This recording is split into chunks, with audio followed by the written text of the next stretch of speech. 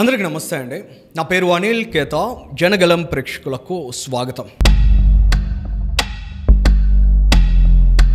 ఆంధ్రప్రదేశ్ రాష్ట్రాన్ని అస్థిరపరచడం అనేది జగన్ రెడ్డి గారికి, భారతీ రెడ్డి గారికి చాలా ముచ్చటగా ఉంటుందేమో అనిపిస్తోంది. ఎందుకంటే మొన్న జగన్మోహన్ రెడ్డి గారు ఏం మాట్లాడారు, నాగార్జున యూనివర్సిటీలో ఒక 500 ఎకరాలు రాజధానికి సరిపోతాయని ఉపోద్ఘాతం ఇచ్చాడు ఆయన. ఇవాళ భారతీరెడ్డి గారు బంట్రోత్గా చెప్పబడే సజ్జల రామకృష్ణారెడ్డి ఏం మాట్లాడుతున్నాడు, జగన్ రెడ్డి గారు జేటార్ని తీసుకున్నారు, జేటార్ నుంచి తిరిగి అమరావతి వస్తున్నారు, అమరావతి ఏకైక రాజధానిగా ఉంటుందని దిక్కుమాలిన మాటలేవో మాట్లాడాడు.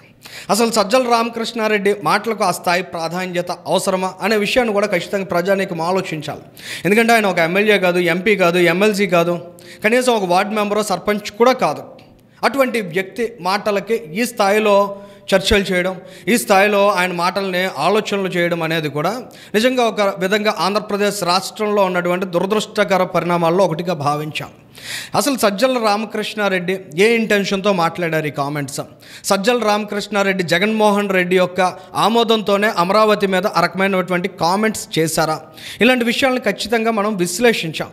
ఎందుకంటే సజ్జలకు మాకున్నటువంటి సమాచారం గమనించినట్లయితే తాడేపల్లి ప్యాలెస్లో సజ్జలకు తీన్మార్ ఇవాళ 3 రాజధానులకు సంబంధించి 3 క్యాపిటల్స్కి సంబంధించి జగన్మోహన్ రెడ్డిని ఇరకాటంలో పెట్టే ప్రయత్నాన్ని ఎవరు చేస్తున్నారు? ఇవాళ సజ్జల రామకృష్ణారెడ్డి ఆ రకమైన వ్యాఖ్యలు చేయడం వెనుక భారతీరెడ్డి ఉన్నారా? భారతీరెడ్డి స్ట్రాటజీలో భాగంగానే జగన్మోహన్ రెడ్డిని ఇరకాటంలో పెట్టే విధంగా సజ్జల రామకృష్ణారెడ్డి ఈ రకమైన కామెంట్స్ చేశాడా? ఇవాళ ఆ కాంక్లేవ్ ఇంటర్వ్యూని మనం గమనించినట్లయితే అక్కడ యాంకర్ చాలా క్లియర్గా అడిగారు, జగన్మోహన్ రెడ్డి రేపు భవిష్యత్తులో ఒకవేళ ముఖ్యమంత్రి అయితే, తిరిగి వైఎస్ఆర్ కాంగ్రెస్ పార్టీ అధికారంలోకి వచ్చినట్లయితే ఆంధ్రప్రదేశ్ రాష్ట్ర రాజధాని అమరావతిగా ఉంటుందా, ఆయన నివాసం అమరావతిలోనే కొనసాగుతుందా, అంటే ప్రస్తుతం ఆయన తాడేపల్లి నివాసంలోనే ఆయన ఉంటారా అనేటువంటి ప్రశ్న అడిగితే సజ్జల రామకృష్ణారెడ్డి బెత్తర మొహం వేశాడు, పిచ్చి చూపులు చూశాడు. ఆయన పక్కన కూర్చున్న బొగ్గన రాజేంద్రనాథ్ రెడ్డి వైపు ఒక లుక్ వేసి ఏం చెప్పాలో తెలియనటువంటి సిచ్యువేషన్ని ఫేస్ చేసి ఒక రకమైన సందిగ్ధంతో జగన్మోహన్ రెడ్డి గారు తాడేపల్లి ప్యాలెస్లోనే ఉంటారు అని ఊపినట్టుగా తన తలకాయని ఊపాడు. మీరే మళ్ళీ వైసీపీ అధికారంలోకి వస్తే ముఖ్యమంత్రి ఎక్కడ ఉంటారు? మళ్ళీ వైసీపీ అధికారంలోకి వస్తే ముఖ్యమంత్రి ఎక్కడ ఉంటారు? ఎక్కడ ఉంటారా? ఇక్కడే ఉంటారు దాడేపల్లి. ఈ రకమైనటువంటి పరిణామాన్ని గమనించిన తర్వాత ముఖ్యంగా సాక్షి మీడియాలో సజ్జల రామకృష్ణారెడ్డి చేసినటువంటి ఆ వ్యాఖ్యలకి ఎక్కడ ప్రాధాన్యతను ఇవ్వకపోవడం. మీరు వాళ్ళ సాక్షి పేపర్ తిరిగేస్తే 3 క్యాపిటల్స్ కాదు, సింగిల్ క్యాపిటల్ అనేటువంటి అంశం మీకు సాక్షి పత్రికలో ఎక్కడ కనబడదు, అట్లీస్ట్ సాక్షి టీవీలో కనబడదు. చివరికి YSR Congress party official social media హ్యాండిల్స్లో కూడా ఎక్కడ దీనికి సంబంధించి ఒక్క మాట కూడా వారు మాట్లాడలేదు. ఈ అంశాన్ని చాలా క్షుణ్ణంగా గమనించాలి, దీన్ని చాలా కేటగిరికల్గా చూడాలి. ఎందుకంటే ఇవాళ వైఎస్ఆర్ కాంగ్రెస్ పార్టీలో ఒక్క పవర్ హెడ్ కాదు, జగన్మోహన్ రెడ్డి ఓవైపు, భారతీరెడ్డి గారు ఓవైపు, భారతీరెడ్డి గారికి మద్దతుగా సజ్జల రామకృష్ణారెడ్డి ఓవైపు. చాలా వరకు వైఎస్ఆర్ కాంగ్రెస్ పార్టీలో ఆ రోజు అధికారంలో ఉన్నప్పుడు, ఇవాళ అధికారంలో లేనప్పుడు కూడా విధానపరమైన నిర్ణయాలు జగన్మోహన్ రెడ్డి కంటే వేగంగా, జగన్మోహన్ రెడ్డి ఆమోదం లేకుండా కూడా కొన్నిసార్లు సజ్జల రామకృష్ణారెడ్డి చక్కబెట్టేస్తున్నారు అనేటువంటి అభిప్రాయాలు కూడా పార్టీ వర్గాల్లో వినపడుతున్నాయి. ఇటువంటి సిచ్యుయేషన్ ఇవాళ ఆ పార్టీ ఫేస్ చేస్తుంది. సో ఇక్కడ 3 క్యాపిటల్స్కి సంబంధించి జగన్మోహన్ రెడ్డి అటు ఇటు ఆలోచించినా, లేదు సింగిల్ క్యాపిటలే అన్నా కూడా ఆంధ్ర రాష్ట్ర ప్రజానీకం ఆయన బిలీవ్ చేయడానికి ఏమాత్రం సిద్ధంగా లేరు. ఇవాళ సజ్జల రామకృష్ణారెడ్డి చెప్పిన వ్యాఖ్యల వెనుక ఉన్నటువంటి మర్మం ఏంటనే విషయాన్ని పక్కన పెడితే జగన్మోహన్ రెడ్డి గారు మాత్రం చాలా స్పష్టంగా ఆంధ్రప్రదేశ్ రాష్ట్రం వినాశనం అవ్వాలి, ఆంధ్రప్రదేశ్ రాష్ట్రంలో అభివృద్ధి జరగకూడదు, ఈ రాష్ట్ర విధ్వంసం మాత్రమే జగన్మోహన్ రెడ్డి అజెండా. ఎందుకంటే ఆయన ఆస్తులన్నీ కుప్పలుగా ఎక్కడ పెరిగిపోయాయంటే అటు హైదరాబాద్, ఇటు బెంగళూరు సిటీల్లో పెట్టుకున్నాడు. కాబట్టి ఆంధ్రప్రదేశ్ రాష్ట్రాన్ని కేవలం లూటీ చేయడానికి మాత్రమే అవకాశంగా జగన్మోహన్ రెడ్డి చూశాడు.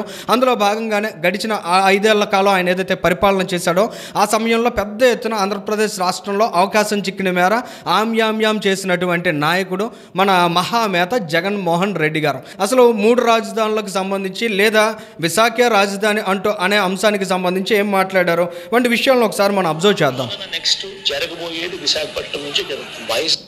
జగన్మోహన్ రెడ్డి గారు చెప్పారు విశాఖ నుంచే పాలన అన్నారు. విశాఖపట్నం క్యాపిటల్ అవుతుంది అన్నారు. ఈ సెప్టెంబర్ నుంచి నీ బిడ్డ కాపురం కూడా విశాఖపట్నంలోనే పెడతాడు అని చెప్పేసి ఆ బిడ్డ కాపురం కూడా విశాఖపట్నంలోనే పెడతాడని కూడా చెప్పారు. ఇంకా గుడివాడ అమర్నాథ్ ప్రమాణ స్వీకారం చేసేది, ఆ తర్వాత పాలన కొనసాగించేది విశాఖపట్నం నుంచి అని కూడా చెప్పడానికి గర్వపడతా ఉన్నా. గుడివాడ అమర్నాథ్కి చేసినటువంటి ఎలక్షన్ క్యాంపెయిన్లో చెప్పినటువంటి మాట ఇది. సో ఇవన్నీ ఒకసారి మనం చూస్తే జగన్మోహన్ రెడ్డి విశాఖ రావడం విశాఖ ప్రజానీకానికి కూడా ఇష్టం లేదు, అందుకే చాలా ఘోరంగా ఓడించారు. ఇక్కడ ప్రత్యేకంగా చూడాల్సింది గుడివాడ అమర్నాథ్ ప్రచార సభలో జగన్మోహన్ రెడ్డి బిడ్డ వచ్చి విశాఖపట్నంలో కాపురం పెడతానంటే ఈ దరిద్రం మాకెందుకు అనుకున్నారు ఏంటో గాజువాక ప్రజానీకం ఆంధ్రప్రదేశ్ రాష్ట్రంలో ఒక ఎమ్మెల్యే క్యాండిడేట్కి అత్యధిక మెజారిటీ ఇచ్చి గెలిపించారు. పల్లా శ్రీనివాసరావు గారు ఆంధ్రప్రదేశ్ రాష్ట్రంలో 175 అసెంబ్లీ నియోజకవర్గాల్లో గాజువాక నియోజకవర్గం నుంచి 93,000కు పైగా మెజారిటీతో గెలిచినటువంటి సిచ్యువేషన్. సో ఇవాళ జగన్మోహన్ రెడ్డి పరిపాలన అనేది ఆంధ్రప్రదేశ్ రాష్ట్ర ప్రజానీకం యాక్సెప్ట్ చేయడానికి సిద్ధంగా లేదనేది నిర్ద్వంద్వంగా ప్రతి ఒక్కరూ కూడా యాక్సెప్ట్ చేయాల్సినటువంటి అంశం.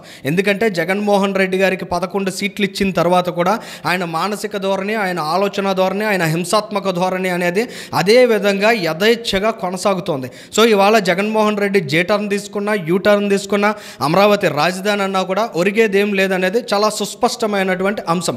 ఇక సజ్జల రామకృష్ణారెడ్డి గారు ముఖ్యంగా ఇవాళ అమరావతి రైతుల మీద ప్రేమ గారిపోయినట్లు ఏవేవో వ్యాఖ్యలు చేస్తూ చాలా రకాల కామెంట్స్ను కూడా ప్రజానీకంలోకి చొప్పించే ప్రయత్నం చేస్తున్నారు. అసలు వీటన్నిటికీ వెనుక ఉన్న హిడెన్ అజెండా ఏంటనేది ఇంకా రానున్న రోజుల్లో వెలుగులోకి వచ్చే అవకాశం ఉంది. అయితే ఇవాళ ఆంధ్రప్రదేశ్ రాష్ట్ర ప్రజానీకం ముఖ్యంగా అమరావతి ప్రజానీకం కూడా ఆలోచించాలి. 2019కి ముందు ఒకసారి జగన్మోహన్ రెడ్డి మాయ మాటల్లో నమ్మి ఆయన పెద్ద ఎత్తున ప్లాట్లు ఇస్తాడు, లేదా చంద్రబాబు నాయుడు గారు చెప్పిన దానికంటే 100 గజాలు 200 గజాలు అదనంగా జత చేర్చేస్తాడు, ఇలాంటి మాటలన్నీ నమ్మి నిండా మునిగిపోయారు.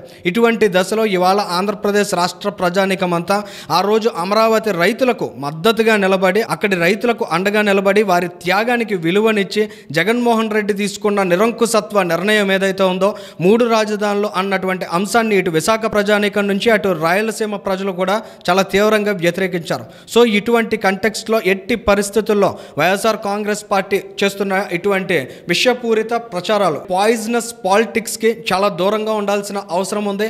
ఆంధ్ర రాష్ట్ర ప్రజానీకం ఎంత అప్రమత్తంగా ఉంటే ఈ రాష్ట్ర అభివృద్ధి అంత శరవేగంగా జరుగుతుంది అనే విషయాన్ని మాత్రం ఖచ్చితంగా ఇక్కడ మనం అంతా గమనించాల్సిన అవసరం ఉంది. Thank you.